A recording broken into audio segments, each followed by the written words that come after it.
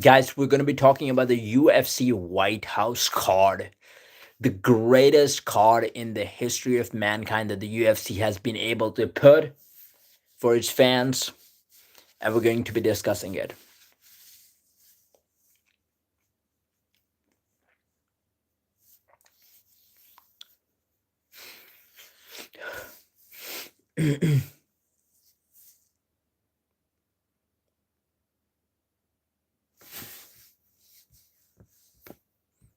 Yo, how's it going, bro? You're right.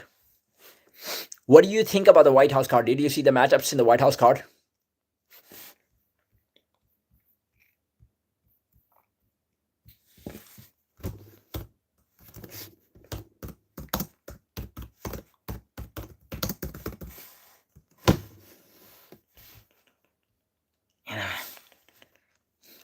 Dude, I'm not gonna lie about it. I've seen the matchups and it's completely shit. The UFC White House card is the worst thing I've ever seen in my life. It doesn't even compare to like the normal cards. I'm not talking about UFC 100 or 200 or 300.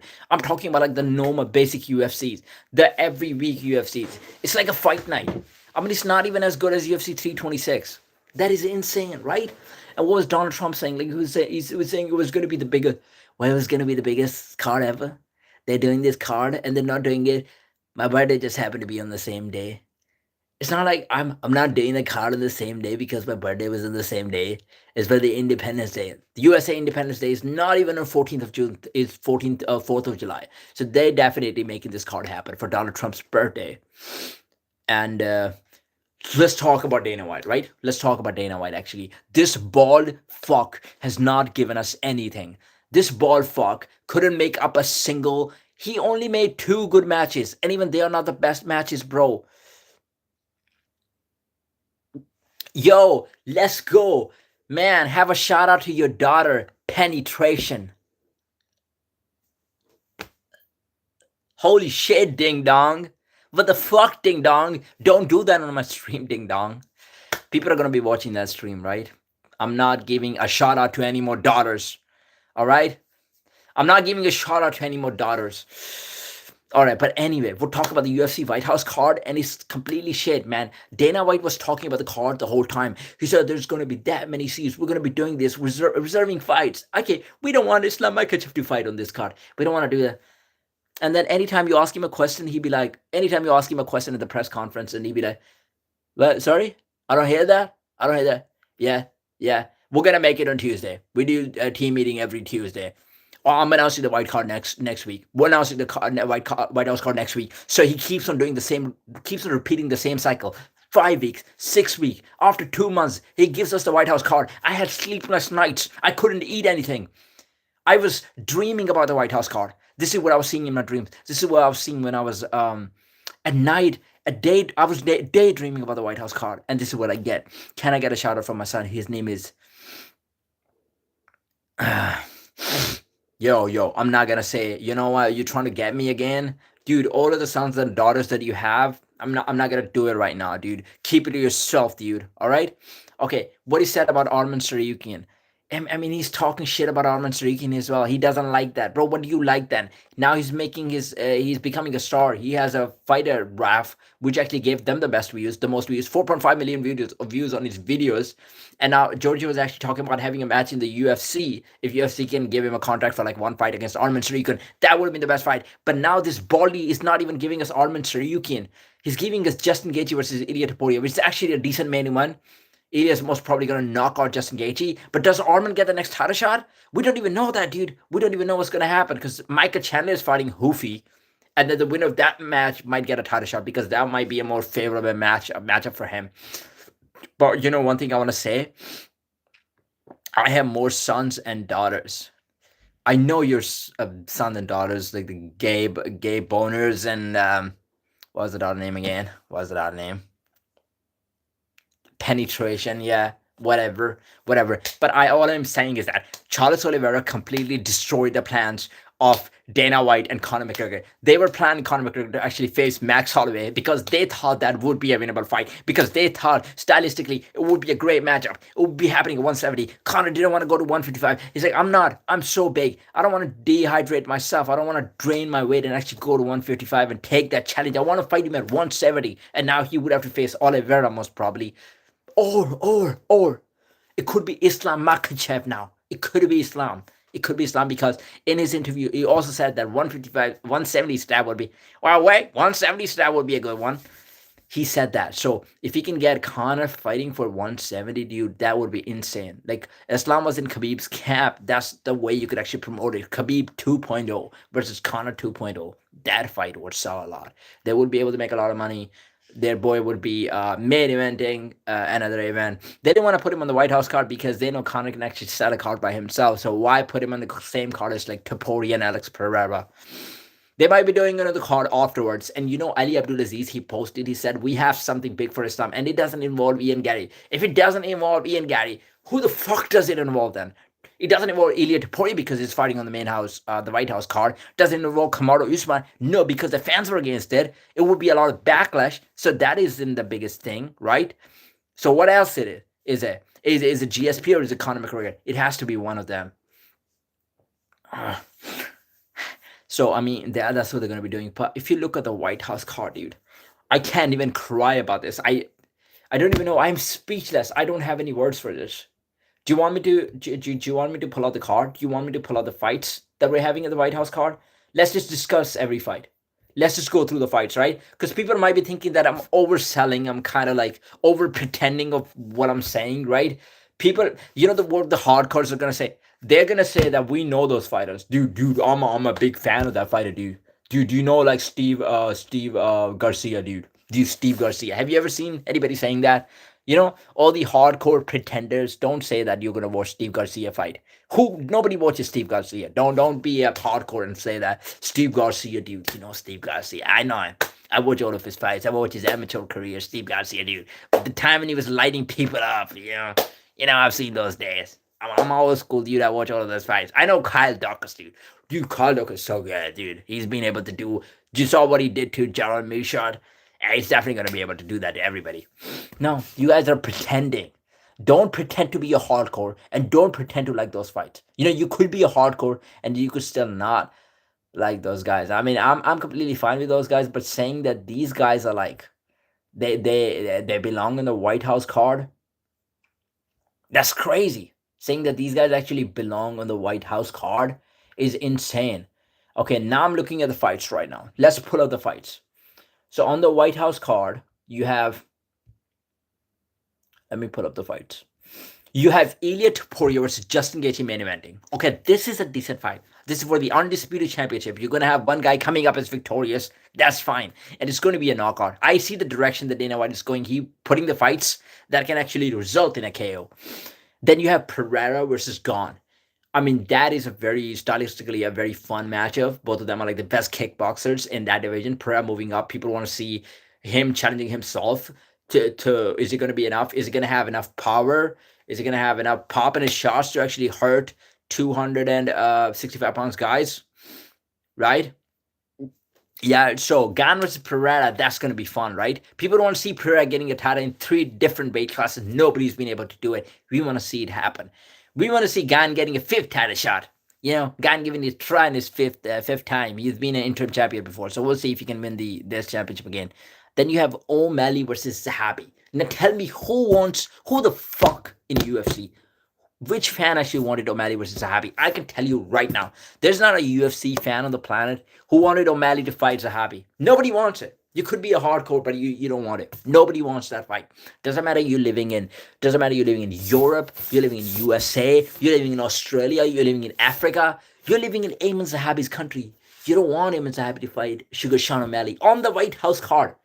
I mean, these guys should not even be on the White House card. If O'Malley is fighting on the White House card as like an American guy, American representative, he should be fighting Corey Sandhagen maybe. A guy that would have like a fun matchup with him. A guy that people want to see him fight. A guy that might give him a title shot if he wins that fight. Nobody wants to see him against Ayman Zahabi. You listen to the name. Do you even think Evan Zahabi can fight? Okay, it's unknown. He's probably number 5 or number 6, but he doesn't deserve that fight. That shouldn't be happening. UFC's they putting O'Malley in a spot where he can actually get a KO. That's what they're doing. Then you have Hoofy versus Chandler. Okay, from the fun point of view, from the entertainment point of view, I get it. You're putting Michael Chandler on the Whitehouse card, and because you wanted to have Conor McGregor versus him, and he's been waiting for a long time. So I get it. You're avoiding him with this fight. But how the hell does that make any sense?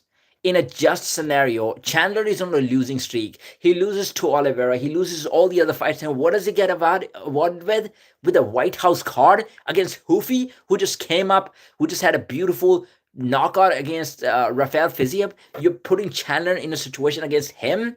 Maybe you're setting him up to lose, to be honest. Hoofy versus Chandler. I mean, American guy getting knocked out by a Brazilian guy. Is that going to be the great look for the White House card? I mean, to be honest, for Donald Trump, also, like, give him a birthday present. I hope all of the American fighters get knocked out, to be honest. You know, I want Gaethje to actually win, even though I'm a Topuria fan, but Gaethje, man, I just love him so much. But I don't know. I don't see any good things happening for the American fighters. O'Malley might win. O'Malley would be the only one winning, I think. And then you have Bo Nickel versus Kyle Dawkins. And many of the people I know, they're gonna pretend and they'll be like, "Oh, dude, we know Kyle Dawkins. We know that fight. You know, UFC did a great job actually making that fight. But nah, dude, it's not that. You can't pretend enough to say that you're interested in Bo Nickel versus Kyle Dawkins. Is there any rivalry between those two guys? Like, what are these guys fighting for? Are they getting a title shot? What is happening? They're not getting a title shot. Winning this fight is not going to give them a title shot. They're unranked guys. They're not even in the top 15. How are they? How are they even on the White House card? Just because Bo Nickel was like a national level wrestler, just because he did things in wrestling, doesn't mean you're going to put him on the White House card. And maybe UFC's got connections with Raf. Maybe that's what they're trying to do, like trying to make Raf happy. But like Bo Nickel versus Kyle Dawkins, I hope Kyle Dawkins actually sleeps him. I hope he does. It's not going to be an easy fight, to be honest, because Kyle Dawkins was actually able to just completely destroy Gerald Meerschaert, who's a black belt in jiu-jitsu, but it's pretty slow though. Boy's going to be a much better fighter, but it's not that easy actually. But anyway, I don't know why UFC is putting that fight on the White House card. Then you have Lopez versus Garcia. Now Steve Garcia is a good fighter. He's a fun matchup. He's number 9. He's a ranked fighter. Him versus Diego Lopez would actually be fireworks. But why is that on the White House card? Why is that not a main event in UFC Apex? Why is that not like a fight night main event? Why are they fighting on the White House card? Diego Lopez has been given so many opportunities to fight for the title. He fought Volkanovski like twice for the title in a span of like 4 to 5 months. He lost every single round against him, and then gets awarded a title shot against him again, a rematch again that nobody asked for, and then he loses in an emphatic fashion. 5 rounds again. He lost every single round. And then what does he get awarded with? A fight on the White House card against Steve Garcia. What does he get out of it? Does he get a title shot? It means if he wins it, he might get a title shot after that. You know, in this case, they might have just put, you know what, they might as well just put Diego Lopez versus Volkanovski number 3. You know, I've been all right with that. And fans have been asking for this match anyway. Everybody wants to see like a trilogy between those two guys. It's pissing me off, honestly. It's pissing me off. All of the White House card is pissing me off. And the thing with the John Jones thingy, in UFC, Dana White saying, I didn't want to do negotiations with him. I never wanted to do. We actually said no to John Jones. I told you he's retired. That's never going to happen. So he's like, that was never in the process. But then Ariel Helwani comes back and say UFC actually gave a deal to John Jones, and John Jones did not accept the deal at the end. He did not pick up the phone call. So who is lying? One of them is lying. John Jones actually said that UFC was trying to do the negotiations with him. So was UFC actually trying to do the negotiations with him, or are they lying? It's kind of crazy. You know, I wouldn't be mad if Dana White did not put him on the White House card because Jones is not reliable. And Dana was trying to do him dirty. Dana was like, I'm not taking any shit from those guys, like Conor McGregor and John Jones, who are very hard to actually negotiate with. I wouldn't be mad at Dana if he was doing that thing. But if he's lying that he was actually trying to negotiate and Jones pulled out last minute, and instead of telling us the truth and be like, I was actually trying to make the deal, and Jones was the one who didn't actually pick up the call, then it's a crime against humanity if he's trying to do that. Every single fight on the card is pissing me off. The whole situation is pissing me off. The fact that some of the other guys who could have actually made it to the card and could have actually made it very high on the card and could have put on great fights is pissing me off. Why are the guys, like, when you have the guys, and I'm not even talking about like 6 championship fights, when you have high level guys, when you have Carlos Pradas, he's fighting JDM, he's fighting JDM. Why is he not fighting him on the White House card? And I'm not just talking about that fight. Like, guys, we have other fighters. Why is Ian Gary not fighting on the card? Why is Michael Morales not fighting on the card? Why is Dricus Duplessis not fighting on the card? I mean, there are guys who are in the title picture. They could be fighting for the number one contender. Even at 155, we have fighters who could actually fight on this card. We have better fighters who could fight on this card, but they don't have that. They didn't put the best fighters on the card. I mean, you have Movsar Evloev versus what's his name? He's fighting the British guy, right? Why is he fighting him on the British card? Why is he not fighting him on the White House card? I mean, that could have been a decider. There's so many fights you could have actually made. Yeah, Lerone Murphy. It's pissing me off, to be honest. Sanhagen versus O'Malley is the fight to make. And I know they couldn't make O'Malley versus Umar Nurmagomedov because that would have been a bad look, right? Maybe Umar would have taken him down. Maybe the match would have been boring. Maybe the Russian guy would have won. So maybe that's not the best look for White House card, so I understand it. But why not Sanhagen? Sanhagen is the USA fighter. You could have 2 USA fighters fighting each other, and it would have been a stand-up, fun matchup.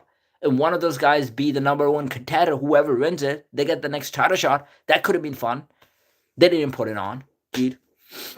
And by the way, I'm not even getting the logic. Why do we have only the American fighters actually fighting on the card? In most of the fights, like you have Pereira versus Ghana, I understand it. Why don't we have other fighters fighting on the card? Maybe like Murad fighting on the card, you know? He's even got the American nationality now. So we could see like a bit of skill level. We could see a bit of high skill level actually on the card. They could have made that happen, but they didn't. They didn't want to give the fans what the fans wanted.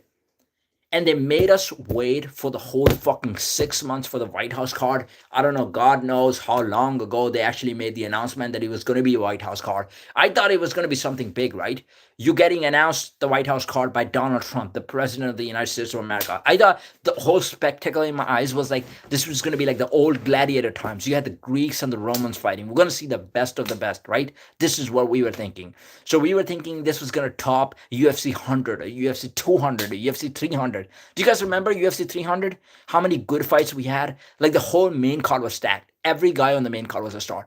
Even the prelims were stacked. Dude, the top 3 prelims, like I'm actually going to open the UFC 300 card and tell me this card even comes close to UFC 300 card. UFC 300 card was so stacked right now. Let me just pull up the UFC 300 card right now. And I'm going to tell you how better UFC 300 card was than this card. So UFC 300, you had, I'm just about to open that card. We're just opening that card, guys.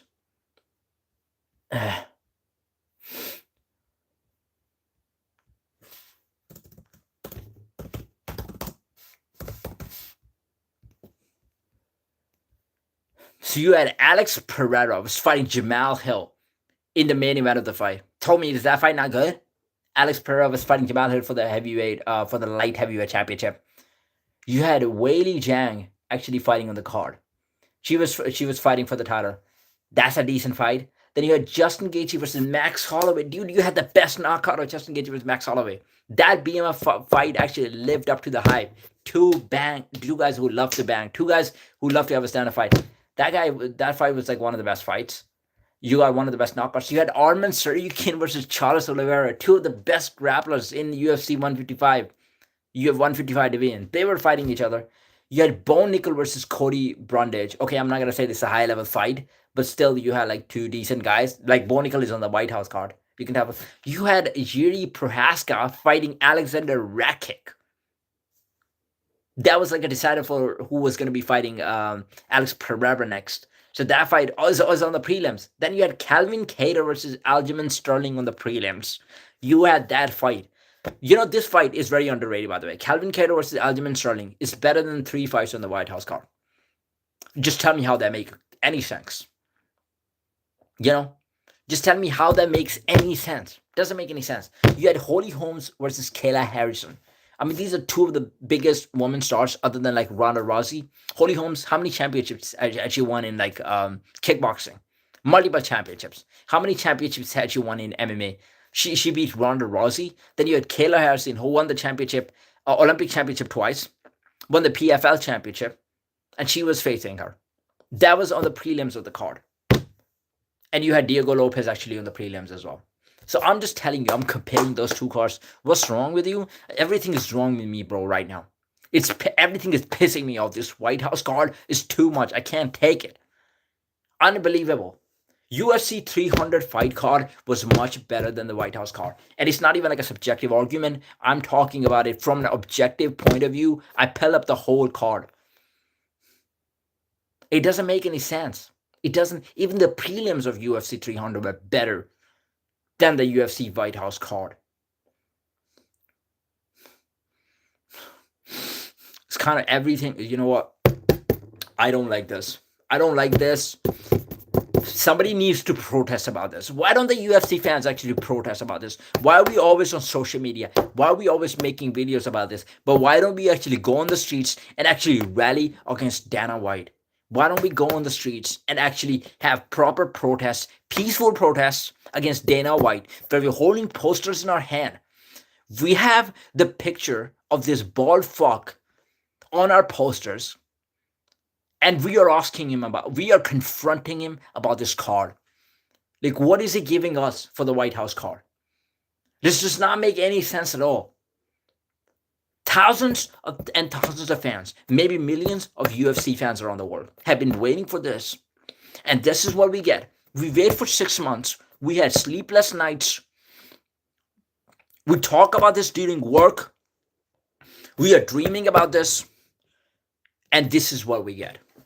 And then he announces it in the middle of like a fight event. So we have like a fight event going on. He announces this in the middle of the fight event. And this is what we get. I need that too. I'm going to make it. I'm going to spend money on this. I'm going to print it. And we're going to be protesting on this card. Nobody wants to see the White House card. The only reason I might be seeing the White House card is because of the last two fights. The main event and the co-main event. I'm interested in seeing if Alex can actually win his title in the heavyweight division as well. Yeah, I'm going to bring you one too. But I think I'm done with this, by the way, bro. I'm done with this. I'm done with this shit. If we have one more card like this, I'm probably done watching the sports after this. All right, let's wrap up this White House card. Let's just done with this bullshit. Let's talk about UFC. Let's talk about UFC 326 post-fight analysis. Who watched Max Holloway versus Charles Oliveira? What did you think of the fight? Do you think Max actually did good in that fight? I think Max did not practice his takedown defense. I think it was just too easy. He wasn't expecting Oliveira to be that strong. Anytime Oliveira was getting the body lock, I was shouting for Max. Literally, I was shouting for Max to defend it, to get the underhooks. But I just think he wasn't strong enough during the fight. You want me to talk about Dana versus Arman? I mean, what do you want me to say about Dana versus Arman? They should make it a match. There should be like a cage match. The last man standing. The match to death. Something like that. I mean, they gotta do something about Dana versus Arman. I mean, what is Dana White actually doing? What is he smoking? He hasn't given Arman Tsarukyan a title shot for like the last whole year. I mean, Arman Tsarukyan had a real, genuine situation. He was supposed to fight Islam Makhachev. He pulled up his back. He had an extreme back pain. And then because of the back pain, he could not make the weight. Obviously, his back was feeling the pain. And losing the weight during that time is extremely difficult. So he couldn't make the weight. That's happened before. Arman Tsarukyan is not the only guy struggling with this. There's been times Khabib didn't make weight. There are times when other fighters don't make weight. That happens. And it happens to Arman Tsarukyan one time, and he doesn't get any title shot for like a whole year. And the other guys are getting the title shots. Without doing anything, they're getting the title shots. And Arman Tsarukyan was on like a 4-fight, 5-fight winning streak, and he's not getting the title shot. It's crazy. It's crazy how is he not getting the title shot. And this guy is doing everything outside. He's doing grappling competition. He's doing wrestling competitions. And he's winning all of them for some reason. An MMA fighter is winning all of those competitions. And his PR run has been the greatest right now. He's got so many followers just because of this. He's making content with all of that. He's on YouTubers channels. He's hanging out with Twitch streamers. He's hanging out with Demetrius Johnson, making content with other UFC fighters. And now he wins the other RAF event. And then Dana, when he was fighting Dan Hooker, he actually headbutted him. And Dana was like, oh, this is going to be the next excuse. He's not getting the title shot. And you're giving the title shot to Patty against Justin Gaethje. I mean, these two guys are not even ranked as the top guys. They were not. Arman Tsarukyan was number one. But they're getting the title shot before him. And then he's not getting the next title shot because now you're going to have to fight Ilya Topuria for the actual title. So then he doesn't get the title shot. And Dana is just looking for excuses. And now Arman had a wrestling match against Georgio Poulos, where Georgio Poulos was constantly clubbing him. He's constantly clubbing him, and it's not even any sort of legal clubbing. It's illegal clubbing that he's doing. He's slapping him on the head. And then Arman slaps him back one time. And then Arman actually takes him down and like punch him, stuffs the takedown and punch him. And he punches him, and then he lands a knee on the body, right? And Dana doesn't like the attitude. Dana doesn't like the attitude. He's like, it's been too many problems for me. He's probably gonna use this as an excuse to not even give Arman Tsarukyan the next title shot. And it might be Diego Lopez, you know? Diego Lopez might get the featherweight title shot, but at 155, it might be somebody else. Somebody else might get the title. If Hoofy actually wins against Michael Chandler, he might get the title shot, and not Arman Tsarukyan. How many title shots has Michael Chandler been given without actually proving anything? He comes in, he beat Dan Hooker in one fight, and he gets awarded a title shot against Charles Oliveira. You know, if they give Charles Oliveira another title shot, I would not be extra mad because I love Oliveira, man. I think he has actually put in a lot of work. He's one of those guys who has actually done a lot. He's done a lot for UFC. He's stepped in on short notices. He's actually put his blood and sweat into the business. So that's a guy I'm not actually going to be unhappy about. But there are guys who've been awarded title shots, very undeserved title shots.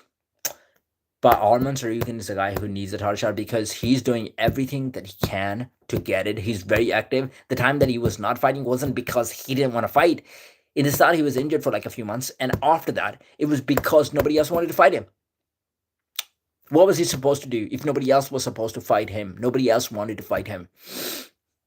And now he's willing to fight everybody. He's willing to get the title shot. But he's not going to be fighting unranked guys. Obviously, he's not going to be fighting the guys who are under 10 in the ranks. He needs to fight somebody in the top 5, or he needs to just get the title shot. And he's active outside. We know that. So I think that should happen. Anyway, I think I'm going to get off the stream right now. If Michael Chandler gets the title shot, dude, that would be the end. That would be the end of me watching UFC. I will quit watching UFC if Michael Chandler gets the title shot. And I love Chandler. I love his fighting style. I think it brings it on every single time. Chandler's just got it. He's that explosive ball who keeps on rolling. But I would not be watching UFC. If he gets the title shot, that would be the most undeserved title shot. There's people above him. There's people who have done way more stuff than him. If he beats Hoofy and he gets a title shot, that would be it. Yes. And if Conor gets a title shot against Islam, I will be okay. You know why? It's a very undeserved title shot, but at the same time, it would be great for Islam to make some money. He deserves that. And you know what? For Islam, it's going to be an easy win. He's going to get a takedown and then maul Conor McGregor. God damn it. My blood, man. All right, guys. I'm going to get off the stream now. But thanks for joining the stream. And join me in the protest. We need to do something about the UFC Whitehouse card. Bring the awareness. Make videos about it. Do whatever you can. Spread the awareness among the whole world. Let Dana White know that we as fans, we as UFC fans, acknowledge what he has done to us. All right, I'm getting off the stream now. Have a good one, everybody.